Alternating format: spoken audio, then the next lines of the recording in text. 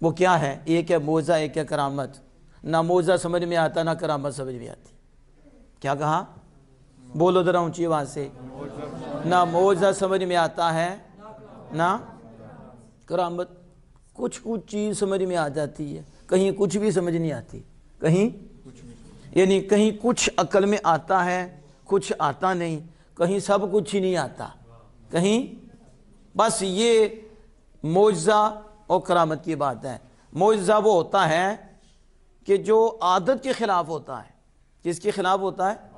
عادت کے خلاف ہوتا ہے، نبی کے ہاتھ سے صادر ہوتا ہے، اور نبی اپنی نبوت کی صداقت پہ اسے ظاہر کرتا ہے۔ اللہ جل وعلا کی قدرت کا ظہور جب نبی سے ہوتا ہے اسے معجزہ کہتے ہیں، اور جب ولی سے ہوتا ہے تو اسے کرامت کہتے ہیں۔